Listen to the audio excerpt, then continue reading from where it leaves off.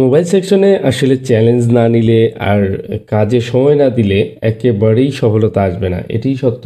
তো এই ফোনটি হচ্ছে কাজ করা ফোন, এক জায়গায় দেখিয়েছিল এবং দীর্ঘদিন ট্রাই করেও প্রায় ৩ মাসের মতো সময় সেখানে দিয়েছিল। কাজ হয়নি, পরে পাঠিয়েছেন।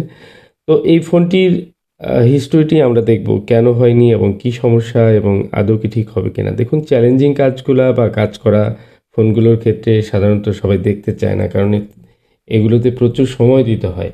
তো উনি চিরকুটে লিখেছেন বিভিন্ন বিষয়। যাই হোক, উনি হবিগঞ্জ থেকে পাঠিয়েছেন আর উনার ফোনটির মডেল হচ্ছে পোকো X3 Pro ৮-২৫৬।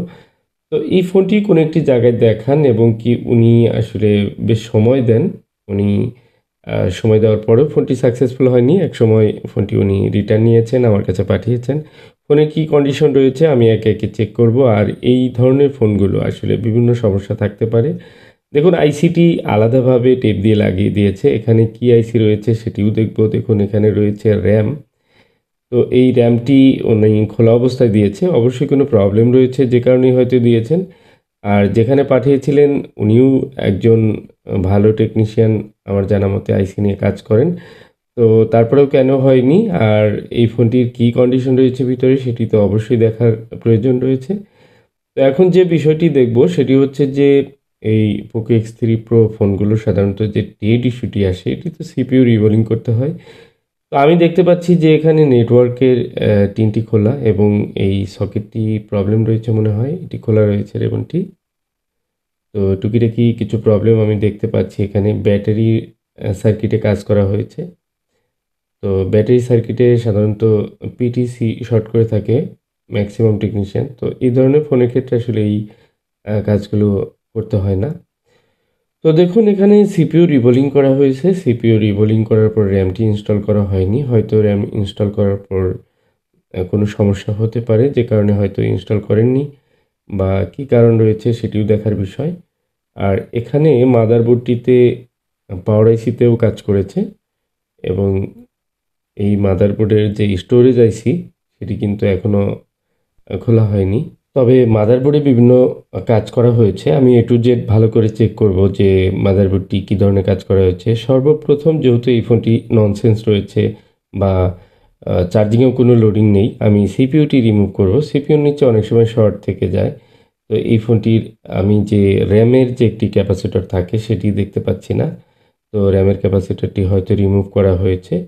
তো ফোনের হিস্টোরি সাধারণত এই ফোনগুলো রিস্টার্টিং, রিবুটিং বা বন্ধ হয়ে যাওয়া এই ধরনের সমস্যা হয়। আর ৮-২৫৬ ভ্যারিয়েন্টের আরও কিছু আনকমন প্রবলেমও রয়েছে, সেগুলো হতে পারে। তো এই ফোনটি যেহেতু যিনি কাজ করেছে উনি খুব সুন্দরভাবেই রিভলভ করেছে। তো মাদারবোর্ডের নিচে সেরকম কোনো আমি ড্যামেজ দেখতে পাচ্ছি না। আর ফোনটির আমি যে আইসিটি, সিপিইউ আইসিটি রয়েছে সেই আইসিটি রিভলভ করে একবার দেখব এবং মাদারবোর্ডের যে সিপিইউ ছাড়া উইদাউট সিপিইউতে যে রিডিং থাকার কথা সেরকম রিডিং রয়েছে কিনা সেটিও চেক করতে হবে।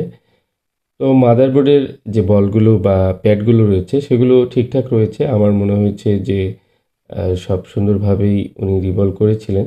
তো এখানে মিসিং ক্যাপটি আমি লাগিয়ে নিচ্ছি কারণ র্যামের ভোল্টেজ অবশ্যই এখানে ক্যাপটি থাকা উচিত। কারণ র্যামের ভোল্টেজটি ফিল্টার হয়ে সুন্দরভাবে যদি না আসে, অনেক সময় র্যাম কিন্তু শর্ট হয়ে যায় বা র্যামের প্রবলেম হয়ে যায় এই ক্যাপটি না থাকলে। সো অবশ্যই এই ক্যাপাসিটরটি লাগানো প্রয়োজন রয়েছে। আমি এখন সিপিইউটি ক্লিন করে নেব। ওনার যে প্রসেসরটি রয়েছে এই প্রসেসরটি ক্লিন করে আমি দেখব ঠিকঠাক রয়েছে কিনা বা প্রসেসরের কী সমস্যা রয়েছে। তো অনেক সময় দেখা যায় যে এই আইসিগুলো খুলতে গিয়ে আইসিগুলো খারাপ হয়ে যায়, ড্যামেজ হয়ে যায়। যদি সেরকম কিছু হয়ে থাকে, তো দেখুন এখানে আমি একটি ড্যামেজ দেখতে পাচ্ছি। একটি লাইন ড্যামেজ হয়েছে এবং সেটি রিপেয়ার করার কিন্তু চেষ্টাও করা হয়েছে।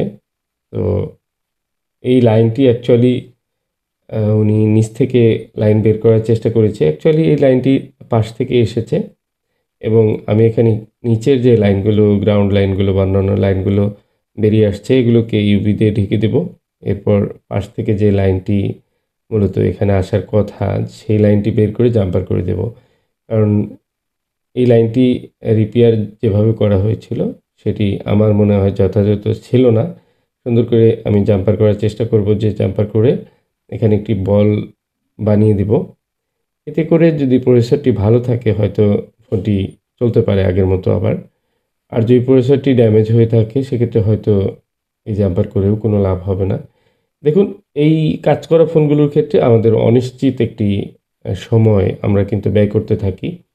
তো ফোনটি ঠিক হবে কি হবে না সে বিষয়ে কোনো নিশ্চয়তা থাকে না, এবং কোন পর্যায়ে গিয়ে কাজটি ঠেকে যাবে সেটিও কিন্তু নিশ্চয়তা থাকে না। তারপরেও আমাদের সময় দিতে হয় একের পর এক, এবং অনেক সময় লম্বা সময় নিয়ে আমরা এই কাজগুলো করে থাকি।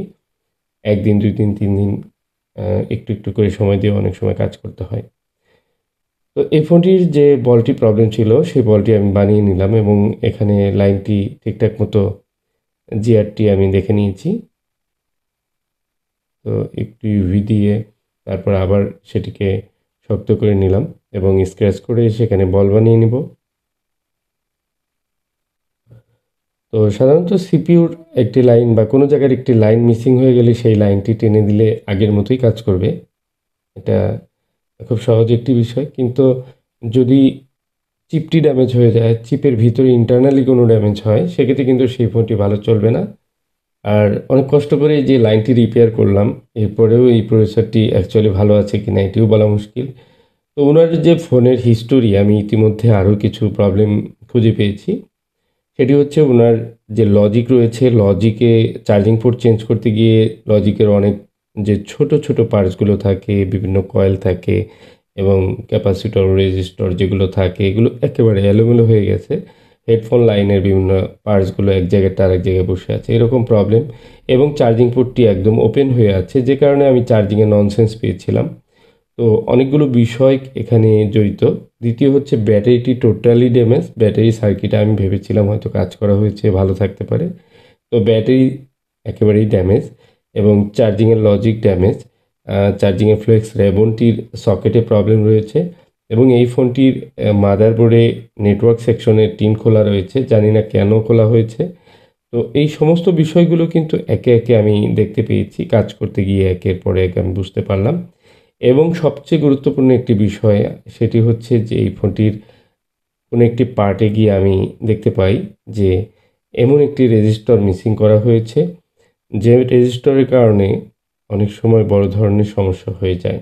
সেটি হচ্ছে যে আমরা যখন নতুন সিপিইউ লাগিয়ে একটি ফোনে কাজ করি, সেই সিপিইউ লাগানোর আগে আমরা ইডিএল শর্ট করি। ইডিএল পয়েন্ট জাম্পার করে কাজ করি। তো ইডিএল পয়েন্টের যে লাইন সেখানে আসলে একটি রেজিস্টর ভায়া হয়ে ইডিএল পয়েন্টে আসে। তো সেই রেজিস্টরটি ওপেন রয়েছে। আপনারা বাম পাশে ক্যামেরার সকেটের নিচে একটি রেজিস্টর রয়েছে, সেটি কিন্তু ওপেন। এটি ওপেন থাকার কারণে এই ইডিএল শর্ট করলেও কিন্তু শর্ট হবে না। নতুন চিপ লাগিয়ে যখন আমরা এটি আ পার্টিশন করতে যাব বা কোনো ফরম্যাট দিতে যাব, তখন কিন্তু ইডিএল কানেক্ট না হলে ফোনটি কিন্তু রিড হয়ে যাওয়ার কারণে আমার চিপটি কিন্তু ড্যামেজ হয়ে যাবে। তো এই যে একটি বিষয়, এই বিষয়টি খুবই গুরুত্বপূর্ণ ছিল এই ফোনটির জন্য। তো এরকম বেশ কিছু ভুল ত্রুটির কারণে অনেক সময় দেখা যায় যে একটি কাজকে সঠিক জায়গায় আমাদের নিয়ে যেতে অনেক সমস্যা হয়ে যায়। তো এই ফোনের পাওয়ার সেকশনে, পাওয়ার আইসিতে এমনভাবে কাজ করা রয়েছে যে আশেপাশে অনেকগুলো ক্ষুদ্র, ক্ষুদ্র যে বলগুলো সেগুলো রয়েছে। তো পরবর্তীতে আমি পাওয়ার আইসিটি খুলে আবার রিভলভ করি, এবং কি সিপিইউ রিভলভ করার পরেও ফোনটি অন হয় না। আর এই ফোনটির অন না হওয়ার পরেও এই রিডিংটি কিন্তু খুবই স্বাভাবিক একটি রিডিং। তো আমি পোর্ট চেক করতে যাই, এবং যেহেতু ইউএসবি প্রবলেম রয়েছে, অন্য একটি ডিসপ্লে প্যানেলে বসিয়ে আমি কিন্তু এই ফোনটির পোর্ট চেক করি। তো ইডিএল সরাসরি যে ইডিএল পোর্ট করবে সেরকম পোর্টও করছিল না। পরবর্তীতে আমি এই ফোনটির সবকিছু চেক করি। স্টোরেজ আমি খুলে তারপরে স্টোরেজ পার্টিশন চেক করি। পার্টিশনে অনেকগুলো ইরর পাই। কারণ হয়তো ইডিএল জাম্পার করে সফটওয়্যারে কোনো অপারেশন করা হয়েছিল বা চেষ্টা করা হয়েছিল।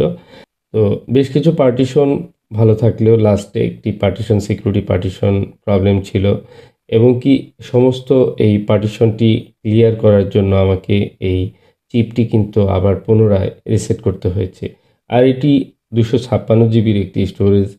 তো স্টোরেজটি ১ম এ আমি ভালোই দেখতে পাই। আমার কাছে মনে হয়েছিল এটি রিভলভ করে লাগিয়ে দিলেই হবে, বাট হয়নি।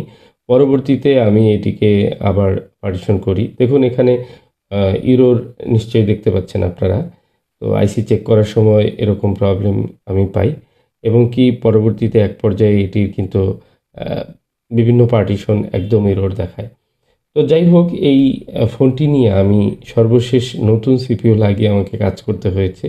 কারণ সিপিইউ অনেক কষ্টে রিপেয়ার করেও সেটিতে হয়নি। নতুন সিপিইউ লাগিয়ে ফোনটি আমি যখন অন করি জাস্ট কিছুক্ষণের জন্য অন হয়, এরপর সাদা হয়ে বন্ধ হয়ে যায়, হ্যাং হয়ে যায়, অফ হয়ে যায়, নানান রকম সমস্যা করতে থাকে। তো যখন আমি ক্লায়েন্টের সাথে কথা বলি উনি আমাকে জানান যে প্রথমত এই প্রবলেমটি ছিল। তো যাই হোক সর্বশেষ আসলে এই ফোনটি আমি সমাধান করতে পেরেছি, বাট এটির পিছনে অনেক সময় গিয়েছে, অনেক কিছু চেঞ্জ করতে হয়েছে। আর যে কারণে খরচের পরিমাণটা অনেক বেশি হয়েছে। তো যাই হোক আজকের ভিডিওটি একটু উদাহরণস্বরূপ ছিল।